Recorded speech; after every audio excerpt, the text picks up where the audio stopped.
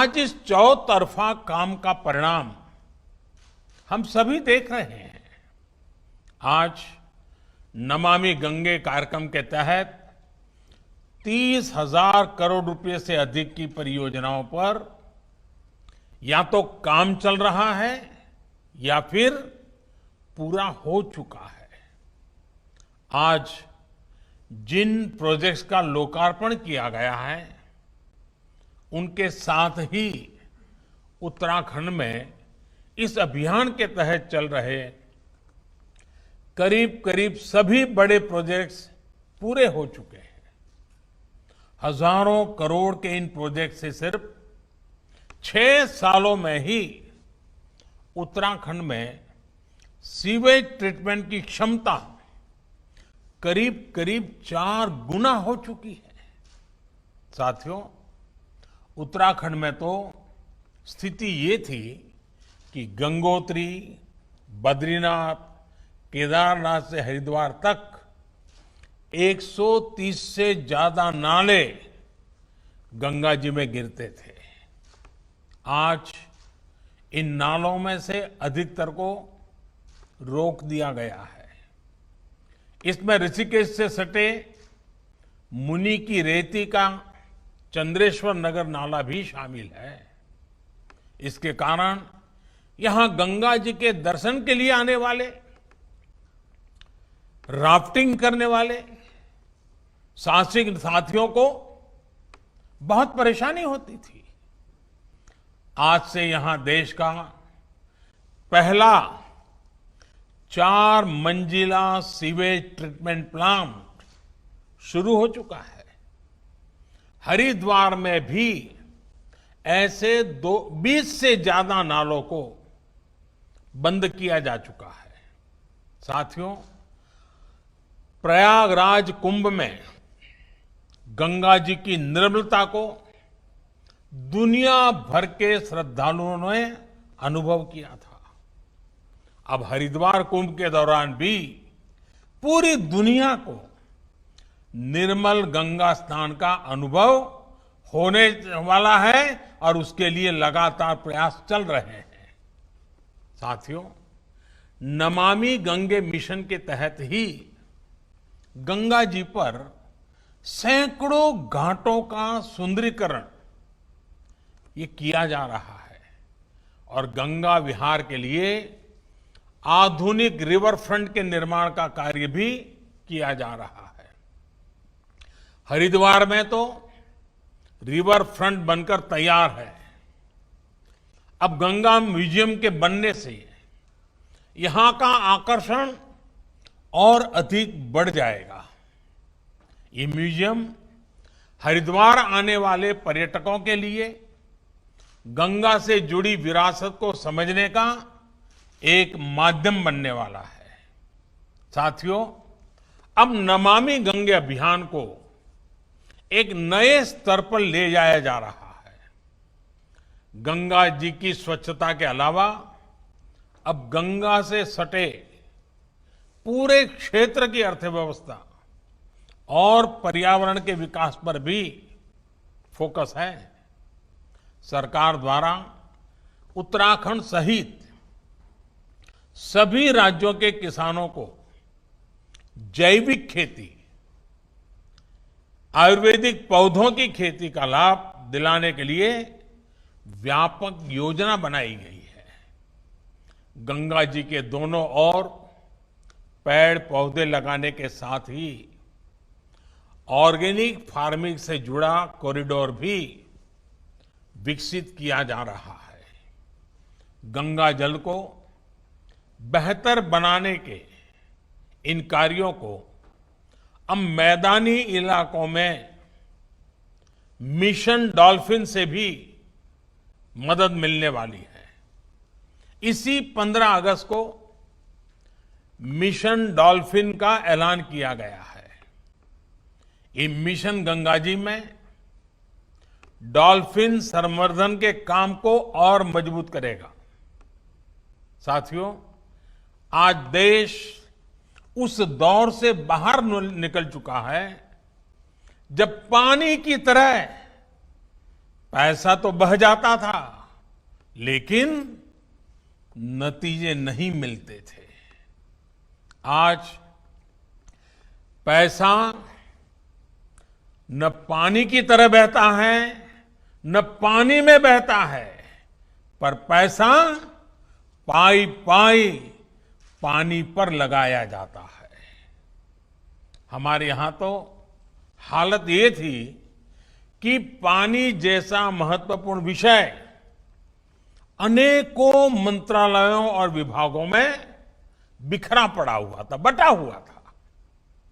इन मंत्रालयों में, विभागों में न कोई तालमेल था और न ही समान लक्ष्य के लिए काम करने का कोई स्पष्ट दिशा निर्देश। नतीजा ये हुआ कि देश में सिंचाई हो और फिर पीने के पानी से जुड़ी समस्या, ये निरंतर विकराल ही होते गए। आप सोचिए, आजादी के इतने वर्षों बाद भी 15 करोड़ से ज्यादा घरों में पाइप से पीने का पानी नहीं पहुंचता था। यहां उत्तराखंड में भी हजारों घरों में यही हाल था। गांवों में, पहाड़ों में, जहां आना जाना तब मुश्किल हो, वहां पीने के पानी का इंतजाम करने में सबसे ज्यादा तकलीफ हमारी माताओं को, बहनों को, बेटियों को उठानी पड़ती थी, पढ़ाई छोड़नी पड़ती थी। इन समस्याओं को दूर करने के लिए देश की पानी से जुड़ी सारी चुनौतियों पर एक साथ ऊर्जा लगाने के लिए ही जल शक्ति मंत्रालय का गठन किया गया। मुझे खुशी है कि बहुत ही कम समय में जल शक्ति मंत्रालय ने तेजी से काम संभालना शुरू कर दिया।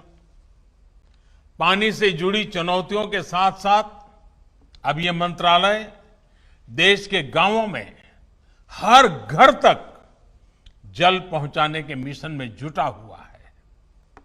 आज जल जीवन मिशन के तहत हर दिन करीब करीब 1 लाख परिवारों को शुद्ध पेयजल की सुविधा से जोड़ा जा रहा है।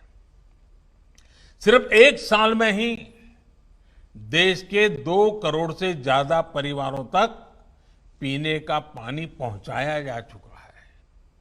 यहां उत्तराखंड में तो त्रिवेंद्र जी और उनकी टीम ने एक कदम आगे बढ़ते हुए सिर्फ 1 रुपये में पानी का कनेक्शन देने का बीड़ा उठाया है। मुझे खुशी है कि उत्तराखंड सरकार ने साल 2022 तक ही राज्य के हर घर तक जल पहुंचाने का लक्ष्य रखा है। कोरोना के इस कालखंड में भी उत्तराखंड में बीते 4-5 महीने में 50,000 से अधिक परिवारों को पानी के कनेक्शन दिए जा चुके हैं। ये उत्तराखंड सरकार की प्रतिबद्धता को दिखाता है, कमिटमेंट को दिखाता है। साथियों, जल जीवन मिशन गांव और गरीब के घर तक पानी पहुंचाने का तो अभियान है ही। ये एक प्रकार से ग्राम स्वराज को, गांव के सशक्तिकरण को, उसके लिए भी एक नई ऊर्जा, नई ताकत, नई बुलंदी देने वाला अभियान है। सरकार के काम करने में कैसे बहुत बड़ा बदलाव आया है, ये उसका भी उदाहरण है। पहले भी सरकारी योजनाओं पर अक्सर दिल्ली में ही बैठकर फैसला होता था। किस गांव में कहां सोर्स टैंक बनेगा, कहां से पाइपलाइन बिछेगी, ये सब फैसले ज्यादातर राजधानियों में ही होते थे। लेकिन जल जीवन मिशन ने अब इस पूरी परिपाटी को ही बदल दिया है। गांव में पानी से जुड़े कौन से काम हो, कहां काम हो, उसकी क्या तैयारी हो, ये सब कुछ तय करने का, फैसले लेने का अधिकार अब गांवों के लोगों को ही दे दिया गया है। पानी के प्रोजेक्ट्स की प्लानिंग से लेकर रख रखाव और संचालन तक पूरी व्यवस्था ग्राम पंचायत करेगी, पानी समितियां करेंगी। पानी समितियों में भी 50% गांव की बहनें हो, गांव की बेटियां हो, ये भी सुनिश्चित किया गया है। साथियों, आज जिस मार्गदर्शिका का विमोचन किया गया है वो इन्हीं बहनों बेटियों, पानी कमेटी के सदस्यों, पंचायत सदस्यों के सबसे ज्यादा काम आने वाली है। एक प्रकार की मार्गदर्शिका है और मेरा पक्का विश्वास है पानी की कठिनाई क्या होती है, पानी का मूल्य क्या होता है, पानी की आवश्यकता कैसे सुविधा और संकट दोनों लाती है, इस बात को हमारी माताएं बहनें जितना समझती हैं शायद ही कोई समझता है। और इसलिए जब इसका पूरा कारोबार माताओं बहनों के हाथ में जाता है तो बड़ी संवेदनशीलता के साथ, बड़ी जिम्मेदारी के साथ वे इस काम को निभाती हैं और अच्छे परिणाम भी देती हैं। ये गांव के लोगों को एक मार्ग दिखाएगी। ये किताब जो बनाई है वो छोटे मोटे निर्णय करने में, फैसले लेने में मदद करेगी। मैं समझता हूं जल जीवन मिशन ने गांव के लोगों को एक अवसर दिया है। अवसर अपने गांव को पानी की समस्याओं से मुक्त करने का, अवसर है अपने गांव को पानी से भरपूर करने का। मुझे बताया गया है कि जल जीवन मिशन इस 2 अक्टूबर गांधी जयंती से एक और अभियान शुरू करने जा रहा है। 100 दिन का एक विशेष अभियान जिसके तहत देश के हर स्कूल और हर आंगनवाड़ी में नल से जल को सुनिश्चित किया जाएगा। मैं इस अभियान की सफलता की शुभकामना देता हूं और मैं राज्य सरकारों से भी आग्रह करता हूं कि करने जैसा पवित्र काम है, राज्य सरकारें भी पूरी तरह इस जिम्मेवारी को अपने कंधे पर उठाएं और इस काम को 100 दिन में हम पूरा करके दिखाएं। साथियों, नमामि गंगे अभियान हो, जल जीवन मिशन हो, स्वच्छ भारत अभियान हो, ऐसे अनेक कार्यक्रम बीते 6 सालों के बड़े रिफॉर्म्स का हिस्सा है। ये ऐसे रिफॉर्म है जो सामान्य जन के जीवन में, सामाजिक व्यवस्था में हमेशा के लिए सार्थक बदलाव लाने में मददगार है। बीते 1-1.5 साल में तो इसमें और ज्यादा तेजी आई है। अभी जो संसद का सत्र खत्म हुआ है, इसमें देश की किसानों, श्रमिकों और देश के स्वास्थ्य से जुड़े बहुत बड़े बड़े सुधार किए गए हैं। इन सुधारों से देश का श्रमिक सशक्त होगा, देश का नौजवान सशक्त होगा, देश की महिलाएं सशक्त होगी, देश का किसान सशक्त होगा। लेकिन आज देश देख रहा है कि कैसे कुछ लोग सिर्फ विरोध के लिए विरोध कर रहे हैं। साथियों, अब से कुछ दिन पूर्व देश ने अपने किसानों को अनेक बंधनों से मुक्त किया है। अब देश का किसान कहीं पर भी, किसी को भी अपनी उपज बेच सकता है।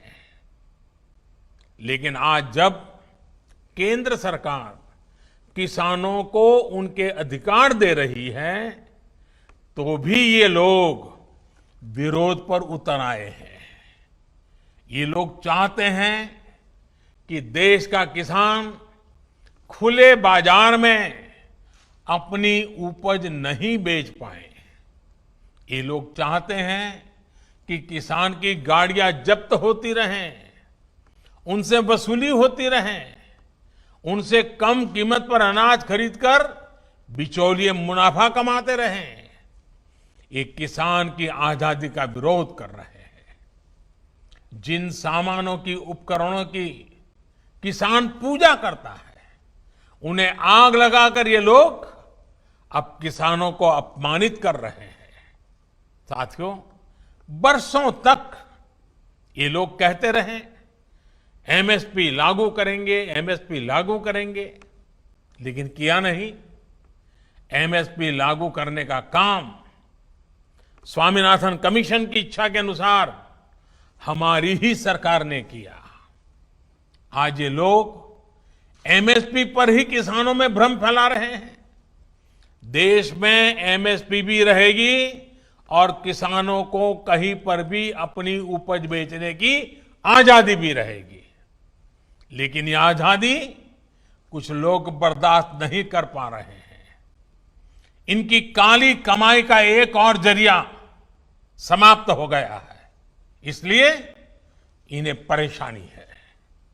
साथियों, कोरोना के इस कालखंड में देश ने देखा है कि कैसे डिजिटल भारत अभियान ने जनधन बैंक खातों ने, रुपे कार्ड ने लोगों की कितनी मदद की है।